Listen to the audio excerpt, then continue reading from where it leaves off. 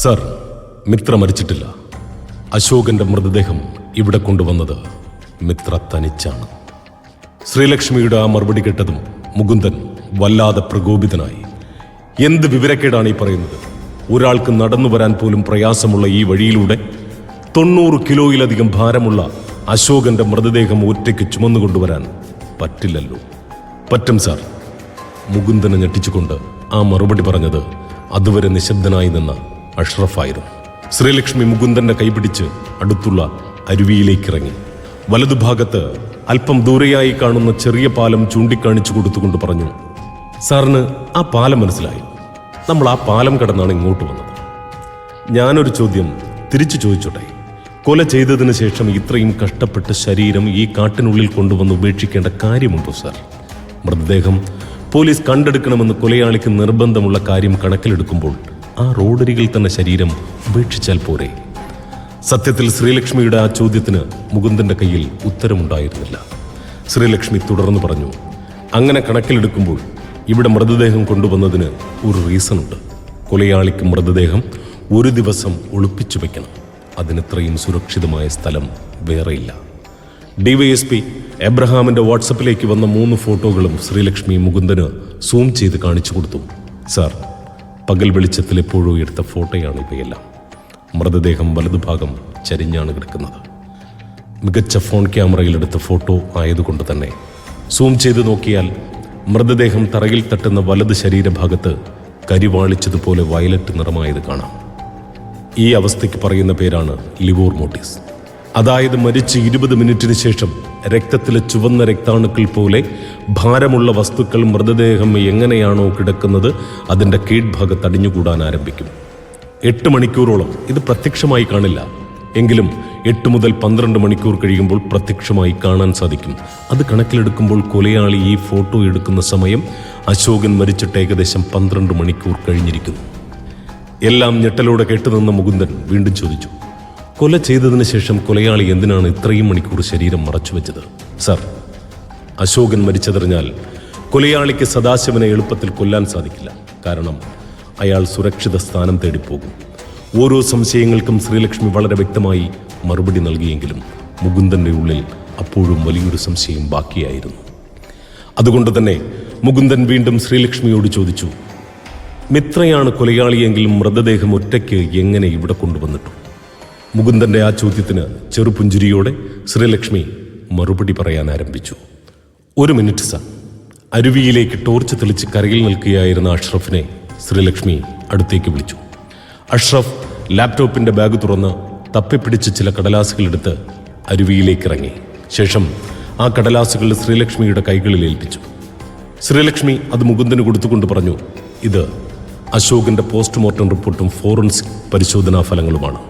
കഴുത്തിനു പുറകിലേറ്റ മാരകമായ അടിയുടെ ആഘാതത്തിൽ തലച്ചോറിലേക്കുള്ള രക്തധമനികൾ തകരാറിലാവുകയും തൽഫലം അശോകൻ മരിക്കുകയും ചെയ്തു. ലോക്കൽ പോലീസിന്റെ പരിശോധനയിൽ ഈ പരിസരത്തു നിന്ന് വെള്ളത്തിൽ മുങ്ങിപ്പോകാതിരിക്കാൻ ഉപയോഗിക്കുന്ന ഒരു ലൈഫ് ജാക്കറ്റ് കണ്ടെത്തിയിരുന്നു.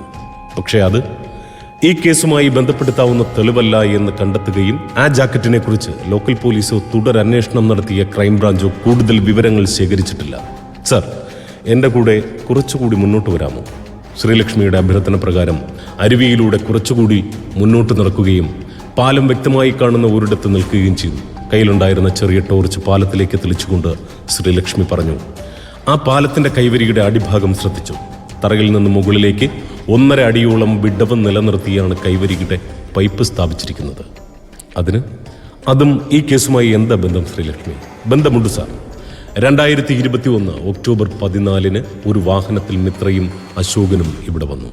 കൊല ചെയ്യപ്പെട്ട എല്ലാവരും ഇതുപോലെ കൊലയാളിയുടെ കൂടെ യാത്ര ചെയ്തിട്ടുണ്ട്. അതിന് തെളിവുകളുമുണ്ട്.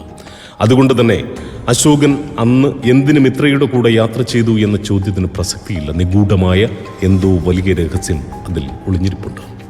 ഒരവസരം കിട്ടിയപ്പോൾ കയ്യിൽ കിട്ടിയ ഏതോ മരത്തടി കൊണ്ട് അശോകന്റെ കഴുത്തിന് പിറകിൽ അതിശക്തിയായി അടിച്ചു.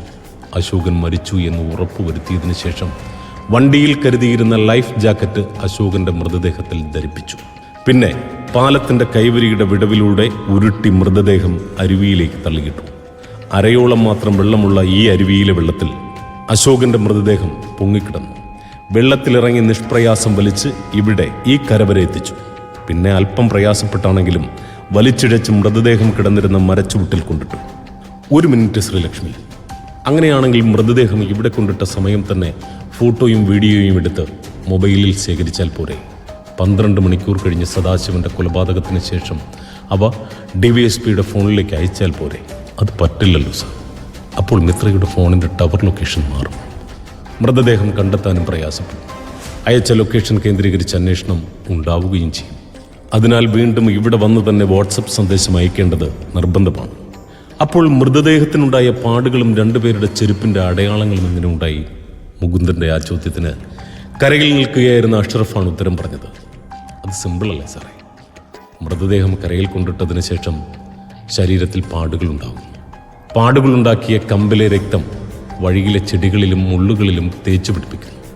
2 തരം ചെരുപ്പുകൾ ഉപയോഗിച്ച് കൃത്രിമ കാൽപ്പാടുകൾ ഉണ്ടാക്കുന്നു.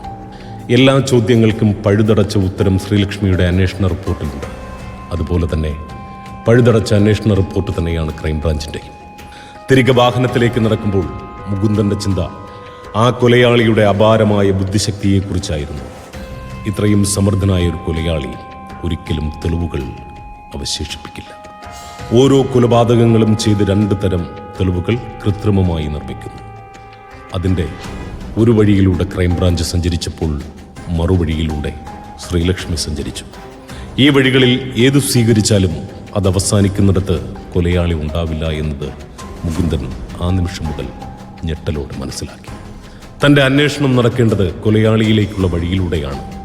തിരികെ വാഹനത്തിനരികിലെത്തിയിട്ടും മുകുന്ദൻ ഗാഢമായ ചിന്തയിലായിരുന്നു. സർ, എന്താ ആലോചിക്കുന്നത്? വണ്ടി സ്റ്റാർട്ട് ചെയ്യുന്നില്ലേ? ശ്രീലക്ഷ്മി അത് പറഞ്ഞപ്പോഴാണ് മുകുന്ദന് സ്ഥലകാല ബോധമുണ്ടായത്. ശ്രീലക്ഷ്മി, ഞാൻ വളരെ ക്ഷീണിതനാണ്. വണ്ടിയിൽ തന്നെ നമുക്ക് കുറച്ചു നേരം വിശ്രമിക്കാം. എന്നിട്ട് നാളെ രാവിലെ തിരിച്ചു പോകാം. പക്ഷേ ശ്രീലക്ഷ്മിയും അഷ്റഫും അതിന് തയ്യാറായിരുന്നില്ല. സർ, ഞങ്ങൾക്ക് കാലത്ത് ഡ്യൂട്ടി ഉള്ളതാണ്. ഇപ്പോൾ തിരികെ ചെല്ലാതെ മറ്റു നിർവാഹമില്ല. ഞാൻ ഇന്നലെ മുതൽ ഉറങ്ങിയിട്ടില്ല. ഈ അവസ്ഥയിൽ വണ്ടി ഓടിച്ചാൽ അത് അപകടമുണ്ടാകും. എങ്കിൽ സാർ, ഞാൻ വണ്ടി ഓടിക്കാം. പിറകിലെ സീറ്റിലുണ്ടായിരുന്ന അഷ്റഫ് അത് പറഞ്ഞെങ്കിലും മുകുന്ദൻ സമ്മതിച്ചില്ല. ഇത് സർക്കാർ വാഹനമാണ്. അനുമതിയില്ലാതെ മറ്റൊരാൾക്ക് കൈമാറാൻ ഞാൻ തയ്യാറല്ല. മുകുന്ദന്റെ ദേഷ്യപ്പെട്ടുള്ള സംസാരം കേട്ടപ്പോൾ ഇരുവരും ശബ്ദരായി. അല്പസമയം സീറ്റിൽ വിശ്രമിച്ച മുകുന്ദൻ ഗാഢമായ ഉറക്കത്തിലേക്ക് വഴുതി വീണു. ചീറിപ്പാഞ്ഞു പോയ ഏതോ ഒരു വാഹനത്തിന്റെ ഹോൺ ശബ്ദം കേട്ടാണ് മുകുന്ദൻ പിന്നെ ഞെട്ടിക്കൊണ്ടിരുന്നത്. അപ്പോഴേക്കും നേരം ഏകദേശം പുലർന്നിരുന്നു. വണ്ടിയിൽ ശ്രീലക്ഷ്മിയും അഷ്റഫും ഉണ്ടായിരുന്നില്ല. മുകുന്ദൻ പരിസര പ്രദേശങ്ങളിലൊക്കെ അന്വേഷിച്ചെങ്കിലും കണ്ടെത്താനായില്ല. പെട്ടെന്നാണ് വണ്ടിയുടെ വൈപ്പറിനടിയിൽ വെളുത്ത കടലാസ് മടക്കി വെച്ചതായി കണ്ടത്. അത് ശ്രീലക്ഷ്മി എഴുതിയ കത്തായിരുന്നു. സർ, ഞങ്ങൾക്ക് ഡ്യൂട്ടിയിൽ കയറേണ്ടതുണ്ട്. പുലർച്ചെ 5 മണിയോടെ ഇതുവഴി കടന്നു പോകുന്ന ഒരു KSRTC ബസ് വരാനുണ്ട്. അതിൽ ഞങ്ങൾ കാൽടെക്സ് ജംഗ്ഷൻ വരെ യാത്ര ചെയ്യുകയാണ്. സാറ് നല്ല ഉറക്കമായതിനാൽ ഞങ്ങൾ ബുദ്ധിമുട്ടിക്കുന്നില്ല. എന്താവശ്യമുണ്ടെങ്കിലും വിളിക്കാം എന്ന് ശ്രീലക്ഷ്മി. വണ്ടിയുടെ ബോണറ്റിന് മേലെ മുകുന്ദൻ ആഞ്ഞടിച്ചു. തിരികെ മടങ്ങുമ്പോഴും കൊലയാളിയിലേക്കുള്ള വഴി ആലോചിക്കുകയായിരുന്നു മുകുന്ദൻ. വീട്ടിലെത്തിയ മുകുന്ദനോട് അമ്മ പല കാര്യങ്ങളും സംസാരിക്കുന്നുണ്ടായിരുന്നു. അമ്മ ഒന്ന് പോയി തരാമോ? അത് കേട്ടതും മുകുന്ദന്റെ അമ്മ അല്പം ദേഷ്യത്തോട് പറഞ്ഞു, ഉച്ചയ്ക്ക് വിശക്കുന്നുണ്ടെന്നും പറഞ്ഞ് അങ്ങ് അടുക്കളയിലേക്ക് വാ. ഇന്ന് പച്ചവെള്ളം തരത്തില്ല ഞാൻ. അത് കേട്ട് മുകുന്ദനൊന്ന് ചിരിച്ചു. അമ്മയുടെ ഈ ദേഷ്യമൊക്കെ എത്ര തവണ കണ്ടിരിക്കുന്നു. മണിക്കൂറുകൾ കടന്നു നീങ്ങി. വൈകുന്നേരത്തോടെ മുകുന്ദൻ അന്വേഷണത്തിന്റെ പുതിയ പദ്ധതി ഒരുക്കി. ശ്രീലക്ഷ്മി വിളിക്കാതിരിക്കാൻ മൊബൈൽ ഫോൺ ഫ്ലൈറ്റ് മോഡിലേക്ക് മാറ്റി. മിത്രയുടെ ജന്മനാടായ കൈതക്കുന്ന് വരെ യാത്ര ചെയ്യണം. മിത്രയെ വളർത്തിയ ഫാദർ വിൻസെന്റിൽ നിന്നും അന്വേഷണം ആരംഭിക്കണം. മുകുന്ദൻ തന്റെ പോലീസ് വാഹനത്തിൽ കൈതക്കുന്നിലേക്ക് യാത്ര തിരിച്ചു.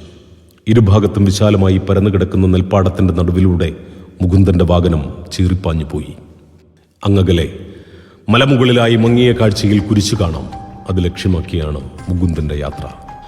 ചുരം കയറിക്കൊണ്ടിരിക്കെ സൂര്യൻ അസ്തമിച്ചു തുടങ്ങിയിരുന്നു. കൈതക്കുന്നിലെത്തുമ്പോഴേക്കും ആ മലയോര ഗ്രാമം മുഴുവനും ഇരുട്ടുമൂടിക്കഴിഞ്ഞു. പിന്നെ അതുവരെ സഞ്ചരിച്ചിരുന്ന റോഡ് 2 കൈവഴികളായി പിരിയുന്ന ഒരിടമെത്തി. മുകുന്ദൻ വാഹനം റോഡരികിൽ ഒതുക്കി. അല്പസമയം കാത്തു നിന്നപ്പോൾ കയ്യിൽ ടോർച്ചുമായി ഒരു മധ്യവയസ്കൻ അതുവഴി കടന്നു വന്നു. ഹലോ, ഈ ഫാദർ വിൻസെന്റിന്റെ ചർച്ച എവിടെയാണ്? അത് കേട്ടതും വഴിയാത്രക്കാരൻ മുകുന്ദന് നേരെ ടോർച്ച് തെളിച്ചു. കണ്ണിന് നേരെ ടോർച്ച് തെളിഞ്ഞതും മുകുന്ദൻ ദേഷ്യപ്പെട്ടു. ടോർച്ച് മാറ്റണം.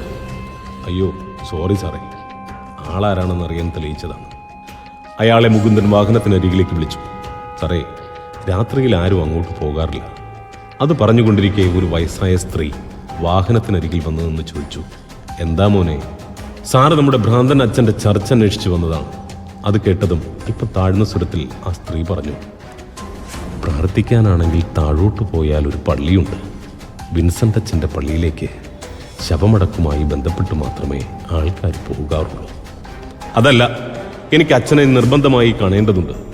എന്നാൽ സാറേ, നേരെ പോയാൽ മതി. വഴി തീരുന്നിടത്ത് ചർച്ച് കാണാം. അവർ ഇരുവരും മുകുന്ദന്റെ വാഹനത്തിനരികിൽ നിന്നും നടന്നകന്നു. എങ്കിലും പരസ്പരം എന്തൊക്കെയോ പിറുപിറുത്ത് മുകുന്ദനെ തിരിഞ്ഞു നോക്കുന്നുണ്ടായിരുന്നു. അതൊന്നും മുഖവിലേക്കെടുക്കാതെ മുകുന്ദൻ വാഹനം മുന്നോട്ടെടുത്തു. ഒടുവിൽ ചർച്ചിന് മുന്നിലെത്തി. ചപ്പുചവറുകൾ മൂടിക്കിടന്ന പടവുകൾ കയറി കാറുന്ന ശബ്ദത്തോടെ മുൻവശത്തെ ഗേറ്റ് തുറന്നു. അല്പം ദൂരെയായി ചർച്ച് കാണാം. നീണ്ടുകിടക്കുന്ന നടപ്പാതയുടെ ഇരുഭാഗത്തും സെമിത്തേരിയാണ്. വൈദ്യുതി ഇല്ലാത്തതിനാൽ പാതി തെളിഞ്ഞ ചന്ദ്രന്റെ നിലാവിൽ സെമിത്തേരിയും പരിസര പ്രദേശങ്ങളും മങ്ങിയ നീല വെളിച്ചത്തിൽ കാണാമായിരുന്നു. മുകുന്ദൻ ചർച്ച് ലക്ഷ്യമാക്കി മുന്നോട്ട് നടന്നു. അവിടെ വല്ലാത്തൊരു നിശബ്ദതയാണ്. അതുകൊണ്ട് തൻ്റെ നിശ്വാസം പോലും മുകുന്ദന് വ്യക്തമായി കേൾക്കാം. ഇടയ്ക്കിടെ വീശുന്ന ഇളം കാറ്റിൻ്റെ നേർത്ത ശബ്ദം കാതുകളിൽ തഴുകിപ്പോകാറുണ്ട്.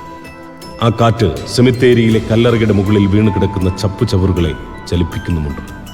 മൊബൈൽ ഫോണിലെ ടോർച്ച് തെളിച്ചുകൊണ്ട് ചർച്ചിൻ്റെ കവാടത്തിനരികിലെത്തി. അവിടെ ഒരു പൂച്ച മനുഷ്യരെ ആദ്യമായി കാണുന്നത് പോലെ മുകുന്ദനെ തന്നെ തറപ്പിച്ച് നോക്കുന്നുണ്ടായിരുന്നു. പെട്ടെന്ന് മുകുന്ദന്റെ തോളിൽ ആരോ കൈവച്ചു.